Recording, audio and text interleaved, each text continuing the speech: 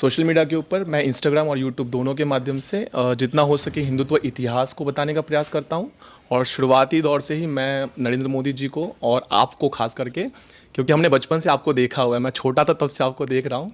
और पहले तो केवल कहाँ से हैं बिहार में? मैं दरभंगा से हूँ अरे बाप रे। जी, मिथिलांचल की भूमि से है। नमस्कार साथियों, जय सनातन। स्वागत है आप सबका अपने YouTube channel Ashutosh Jha thoughts के अंदर, जहां हम बात करते हैं सत्य सनातन की और हमारे हिंदुत्व इतिहास की। इसी वाक्य के माध्यम से पिछले 6 वर्ष से सोशल मीडिया के माध्यम पे हमने वीडियोस अपलोड करना स्टार्ट किया। उस समय में जब बीइंग सनातनी होना ज्यादा कूल नहीं था और अपने शरीर का प्रदर्शन करना, मुजरा करना, लिपसिंग करना, ये सारी वीडियो जहां पर ट्रेंड में थी, उस समय में हमने इन सारी वीडियो को छोड़कर सत्य सनातन के इतिहास को बताने के लिए मुहिम का आरंभ किया। अपने छोटे से मोबाइल से वीडियो चैनल स्टार्ट किया और उसके बाद धीरे धीरे लोगों के मन में सत्य सनातन इतिहास की जो हमने छोटी सी बीज थी उसको रोपने का प्रयास किया। और आज सोशल मीडिया के माध्यम से बहुत सारे सनातनी भाई बहन हमारे साथ जुड़ गए, जो सोशल मीडिया के ऊपर सनातन का सच्चा इतिहास बताते हैं, सनातन के लिए आवाज उठाते हैं और जहां कहीं गलत दिखे उसके बारे में बात करते हैं। तो आज बीइंग सनातनी होना सच में कूल होने की बात है और वही हम लोग चाह रहे थे कि अपने धर्म के बात करना, अपने धर्म की बात रखना, ये आउटडेटेड नहीं है या फिर अपनी रूढ़िवादी विचार की सोच नहीं है।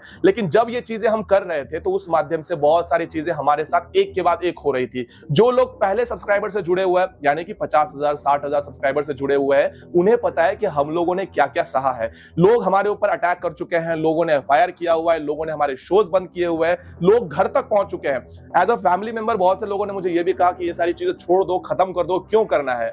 लेकिन जब हम किसी ऐसे व्यक्ति से मिलते हैं जिस व्यक्ति को हम पर्सनली बहुत ज्यादा एडमायर कर चुके हैं और वो व्यक्ति करे कि आप जो कर रहे हैं वो मैं देख चुकी हूं, आपने जो किया है वो मेरे लिए भी एक प्रेरणादायी है और आपने जो कहा वो कर रहे हो उसे आगे कंटिन्यू करो, तब लगता है कि ये सारी जितनी भी चीजें हुई है हमारे लिए एक चीज वर्थ साबित हुई कि हमने कभी रुकने का प्रयास नहीं किया। तो इन सभी चीजों के लिए आपका कोटि कोटि धन्यवाद। अब आपका मैं ज्यादा टाइम वेस्ट नहीं करूंगा, आप लोगों को सीधे मुद्दे की बात बताता हूं। दरअसल बात यह है कि प्रत्येक व्यक्ति के जीवन में कोई ना कोई व्यक्ति ऐसी होती है जिसको वो आइडलाइज करता है और चाहता है कि एक बार उन्हें देख ले या फिर उनसे बात करने का एक छोटा सा अवसर उन्हें प्राप्त हो जाए। अब मेरे बकेट लिस्ट में 5-6 नाम थे, लेकिन मुझे पता है कि अब उन 5-6 नामों से केवल 3 ही नाम पूर्ण हो सकते हैं। लेकिन बकेट लिस्ट के नाम भी मैं आपको बता देता हूं कि नाम थे स्वर्गीय बाला साहेब ठाकरे जी, स्वर्गीय धर्मवीर आनंद दिघे साहेब जी, स्वर्गीय अटल बिहारी वाजपेयी जी, स्वर्गीय सुषमा स्वराज जी और स्वर्गीय मनोहर पर्रिकर जी। इन लोगों से तो मेरी कोई भेंट ना हो सकी, लेकिन इन व्यक्तियों के जितने विचारधारा, इनके काम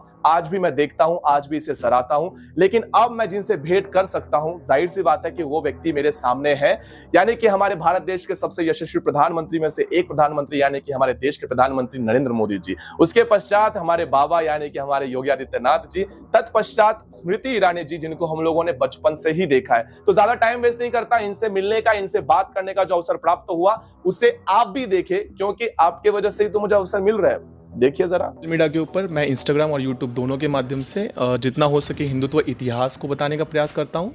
और शुरुआती दौर से ही मैं नरेंद्र मोदी जी को और आपको खास करके, क्योंकि हमने बचपन से आपको देखा हुआ है, मैं छोटा था तब से आपको देख रहा हूँ। और पहले तो केवल कहाँ से हैं बिहार में? मैं दरभंगा से हूँ अरे बाप रे। जी, मिथिलांचल की भूमि से है। तो आपकी कविताएं हमने वहाँ पे भी सुनी हुई हैं। और उसके पश्चात फिर अभी महाराष्ट्र में मैं राजनीतिक इसमें आ चुका हूँ पूरी तरह से, और जगह जगह पर सभाएं भी होती है जिसमें जितना हो सके उतना इतिहास बताता हूँ। तो मेरा जो प्रश्न है आपसे इसी प्रश्न को लेकर है कि हमने आपको बचपन में देखा है एक अलग किरदार में, और आज आप हिंदुत्व को भी प्रमोट करती है। और हिंदुत्व को प्रमोट करते वक्त हिंदुत्व को क्या प्रमोशन की जरूरत है? बिल्कुल भी नहीं, लेकिन जब आपके माथे की कुमकुम, माथे का तिलक हम देखते हैं और महिला सशक्तिकरण की बात करते हैं तो आपको देखकर गर्व होता है। लेकिन आप जब राजनीति में आई तब सबसे अधिक हमें लगता है कि मोदी जी के बाद आप ही के ऊपर टिप्पणी होती है। तो आप इस चीज़ को कैसे टैकल करते हैं? मुझे लगता है कि आज 2 छंदों में तुमने अपना प्रश्न पूछा है। एक कि मेरे माथे की बिंदी अथवा तिलक मेरे धर्म का प्रतीक है, लेकिन मुझे इस बात का गौरव है कि मात्र मैं नहीं, करोड़ों की संख्या में आज महिलाएं हमारे देश में अपने संस्कार का सम्मान करती हैं। कुछ लोगों ने वर्षों वर्ष तक अपने रहन सहन, पहनावे अथवा श्रृंगार को लेकर कुछ ऐसी टिप्पणियाँ की जैसे कि इस प्रकार के संस्कार का पालन करना मतलब रूढ़िवादी सोच का हिस्सा होना। तो मेरे लिए सौभाग्य की बात थी कि जब मैं टेलीविज़न में थी तब भी मैं ये कहती थी कि देखें, modernity is a state of mind. और अगर आप साड़ी पहनते हैं, तिलक लगाते हैं अथवा बिंदी लगाते हैं तो ये इस बात का संकेत नहीं कि आप रूढ़िवादी हैं, ये इस बात का संकेत है कि आपने जीवन की आपाधापी में अपनी चॉइसेस के हिसाब से अपने दम पर अपनी ज़िंदगी जीने का प्रयास किया है। आज एक जागरण, एक चेतना अलग प्रकार की है। ये रूढ़िवादी वाली जो समस्या थी वो आज से 20 साल पहले थी। मुझे लगता है इंटरनेट के एक्सपेंशन के बाद, इंस्टाग्राम में आप जैसे लोगों के बाद, एक शर्मसार करने वाली जो एक विधा थी लोगों की, वो धीरे धीरे हटती जा रही है। तो उसमें आप जैसे लोगों का बहुत बड़ा एक कंट्रीब्यूशन है। जहाँ तक मोदी के बाद सबसे ज़्यादा ऑपोजिशन की गालियाँ मुझे पढ़ना, तो मेरे लिए तो वो एक तमगा समान है कि दुश्मन के खेमे में कहीं ना कहीं इस बात की हलचल है कि ये महिला किस बात का कटाक्ष करेगी, अथवा अगर मैंने कोई टिप्पणी की तो उस पर उनकी क्या टिप्पणी होगी। मुझे लगता है ये इसका भी एक प्रमाण है कि साधारण परिवार की महिला की हिमाकत बहुत लोगों से पचती नहीं है। अवश्य। और यही अंतिम प्रश्न है आपका कि जो अभी अमेठी के साथ अमेठी में काम कर रही हैं, तो पिछले 40 वर्ष से वहाँ तो राहुल गांधी और नेहरू परिवार था, लेकिन अब आने वाले समय में क्या राहुल गांधी जो विदेश में जाके भारत की छवि खराब करते हैं, तो उनको प्रति उत्तर देने के लिए पुनः आप उन्हें ललकारेंगी उन्हीं के आगे जाकर? मुझे लगता है राजा साहब, बहुत बड़ी एक शिफ्ट जो हुई है नैरेटिव में, क्या आप 2014 अथवा 2019 से पहले कल्पना भी कर सकते थे कि ये प्रश्न उठेगा हिंदुस्तान की राजनीति में कि क्या राहुल गांधी लड़ेंगे? वो उनकी अपनी बैस्टियन कहलाई जाती थी, उनका गढ़ कहलाया जाता था। हमने गढ़ ऐसा खाली किया कि आज लोग ये नहीं पूछते कि मैं लड़ूंगी या नहीं, आज लोग ये पूछते हैं वो लड़ेंगे या नहीं। तो मुझे लगता है वो एक बहुत बड़ा एक टेक्टोनिक शिफ्ट है। और जो मुझे लगता है हम में समुदाय विशेष की दृष्टि से कमी है, हम बहुत जल्दी भुला देना चाहते हैं उनकी प्रताड़नाएं। हम माफ़ इतनी आसानी से करते हैं कि वो कत्ल भी कर देते हैं तो लोग आवाज़ नहीं करते हैं। उस क्षेत्र में 40 साल गांधी खानदान का और उनके जो समर्थक हैं उनका राज रहा। मतलब कि बसपा की सरकार हो, सपा की सरकार हो या कांग्रेस की सरकार हो, उस परिवार ने उस एक क्षेत्र में एक छत्र राज किया है।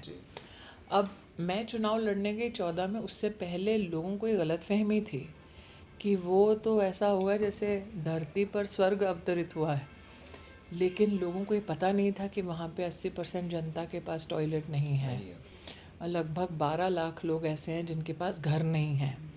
वहाँ पर जिस इलाके में गांधी खानदान के लोग चुनकर विदेश जाते हैं, वहाँ पर डिस्ट्रिक्ट हॉस्पिटल में ना सीटी स्कैन की मशीन है, न जिला मजिस्ट्रेट का दफ्तर है। तो इतने बड़े अभाव से वो पूरा क्षेत्र ग्रसित था, लेकिन उसकी चर्चा कहीं नहीं होती थी। तो मेरा तो ये सौभाग्य है कि 40 साल वो जो ना कर सके, एक साधारण परिवार की औरत ने 4 साल में कर दिया।